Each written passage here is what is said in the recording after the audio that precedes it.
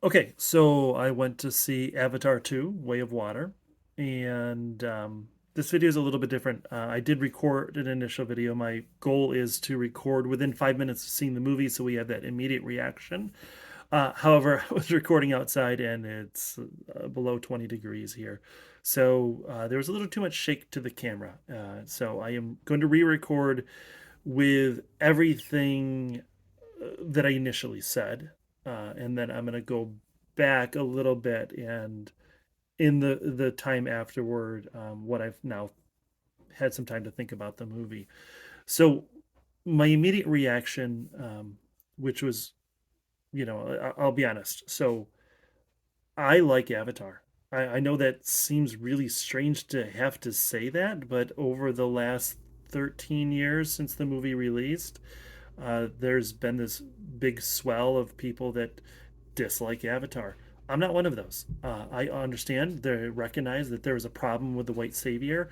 I recognize that it's very Disney. It's very one-note villains, very just kind of popcorn movie. But I'm okay with that. Right? The characters are not very in depth, but the movie itself looks beautiful, and it's fun.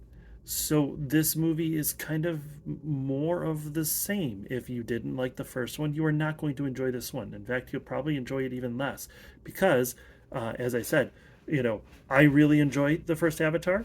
Within 5 minutes of this movie, I wanted to leave. I did not enjoy it. Um, so it starts out and it kind of glosses over and retells sort of what happened in the first movie, but not really. And then it's like, okay, so we're some untold years later, and Jake and Tiri, not her name. Anyways, they have a whole family, and now he's the head of the clan, and they've relocated, and the Sky People, the humans, are gone. RDA, the company that was looking for the unobtainium, which I've seen Avatar several times, right? I still wish they had spent 5 more minutes to come up with a better name for the resource that they're looking for. Anyway, so we've got this movie set up that everything is perfect and everything is happy, and I swear to God, I've never seen this movie, but I felt like I could have recited the lines to this movie without having seen it. It's very, very cliche. It's very, very predictable. You you can pretty much tell what's going to happen, and so obviously they're all happy, and then the line comes of not happiness can't last forever, and then the humans, the Sky People, the big bad corporation comes back, and in the span of we'll go back a little bit. So this is where I checked out of the movie. So he's doing his voiceover, Jake Scully, and then he says, it took a few years, but finally the language got through my thick skull. Those It's not word for word, but it's pretty close. And now it's just like hearing English to me. The rest of the movie's in English. Okay. So we're just kind of glossing over any differences in language and dialects between different tribes, any differences. Yeah, I don't know. The amount of times that bro and cuz and bitch and whatever else, all these human slang come out of the kids' mouths, it's ridiculous. It was That was tough. That was tough to watch. So anyway, at that point, they did do this cool thing where, as he admits that it's now like English to him, the subtitles fade away. That was kind of a cool touch. But then the RDA, then the corporation comes back and instantly levels like hundreds of acres of forest. Just the ships land. I didn't know that this was possible.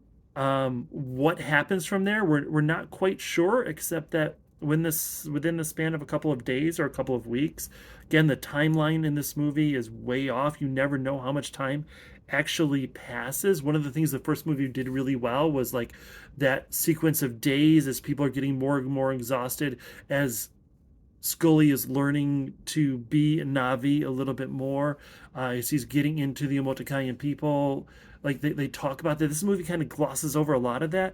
And they go from landing to we've got railways in an entire city. And like, oh yeah, well, we have machines that build that now. So of course they do, right? Which, we're far enough in the future, makes sense that they would have that. However, it all just is very convenient. And that's a lot of the movie and a lot of the problems I have with this movie. So yeah, just a few minutes into the movie, I was really checked out. But then they started doing this thing where the Mordecaians have relocated and they're kind of doing this uh, like guerrilla warfare trying to fight against the corporation. Edie Falco's in the movie and is this badass Marine general for some reason.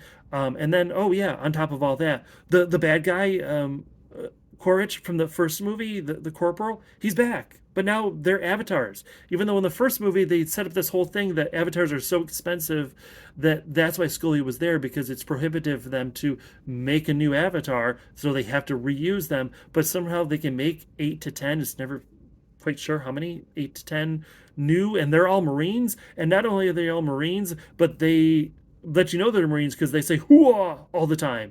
It felt like someone wrote this movie about Marines that only knows very superficial Marine terminology and culture. They're so basic, even more basic than in the first movie.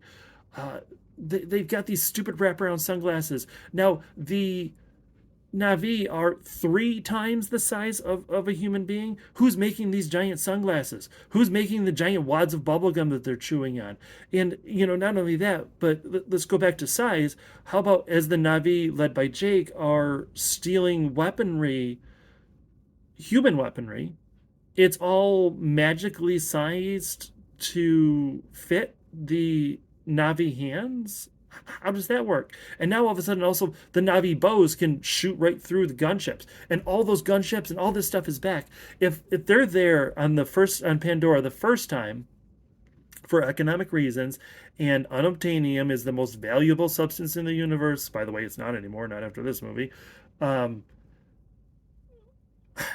I could see a path where maybe it is economically feasible for the corporation to come back.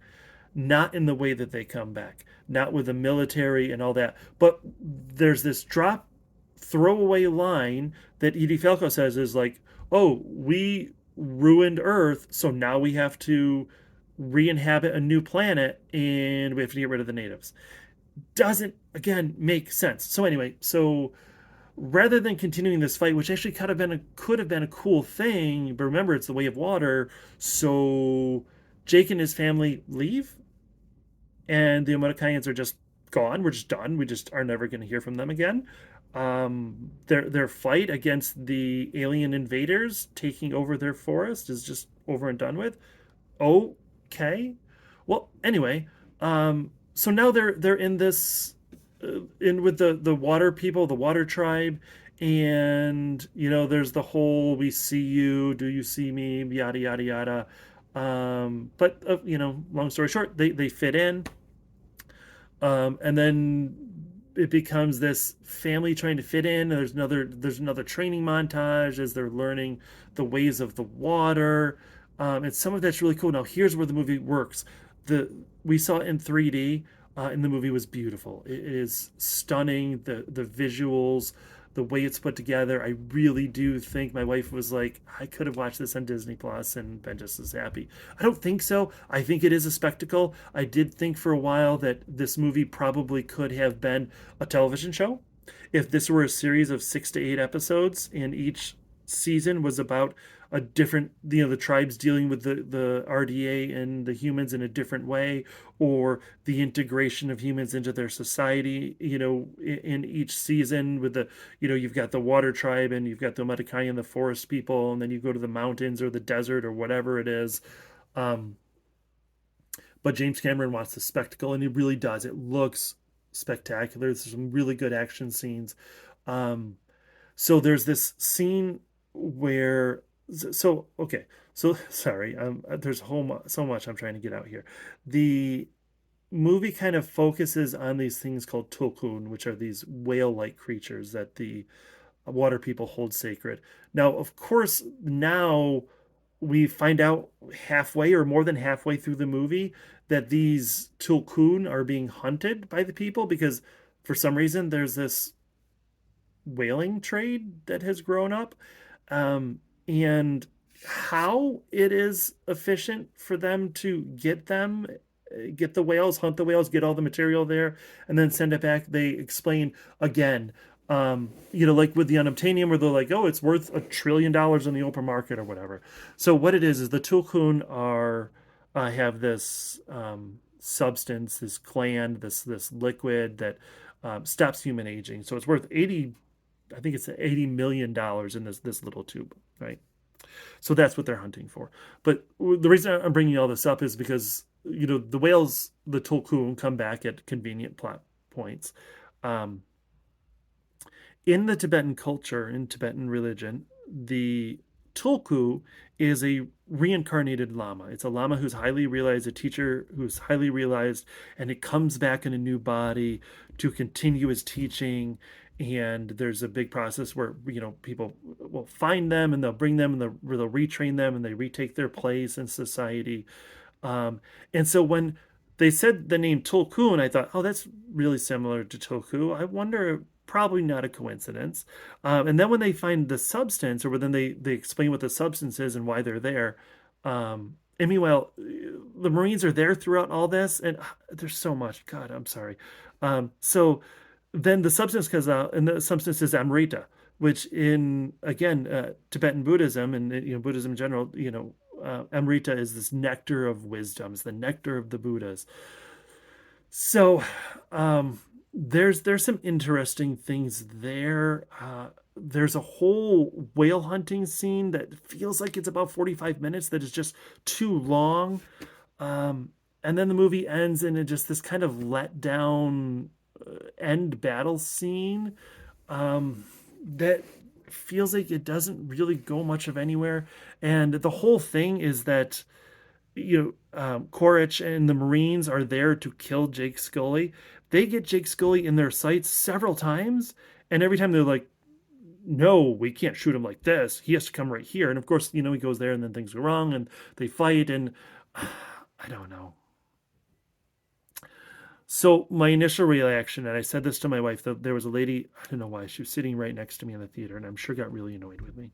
But I kept going to my wife, like, I hate this movie. I hate this movie. I felt like I could have left at some point and not cared. Um, so here's where it changes a little bit for me. After the movie ended, went out to lunch with my wife and kids, and we were talking about it. And my two kids are there with me, 15 and 13. Both really enjoyed the movie. They both really liked it. And so that's where the difference is with these immediate reactions. My immediate reaction was, oh my God, I hated this movie. As I've thought about it more, I've mellowed out a little bit. I don't think it's a good movie. I think 13 years, I think it was between movies. 13 years for this piece of shit. Like, there were so many plot holes and so many points where it's like they could have spent, and I'm sorry, my cat is right here. Every cat in my house is down here wondering what I am doing. Um, yeah, so for that, but it is a good looking movie. It is exactly what it was trying to be. It's not trying to be anything more than a tentpole, big budget spectacle movie with special effects. It looks beautiful. The character animation is great. It does build a good culture. It's building a good world. Too much of it, I felt like they just kind of abandoned. And that's my kid said the same thing. Is like my 13-year-old said, is like they spent too much time on the things that didn't matter and that they shouldn't have spent time on.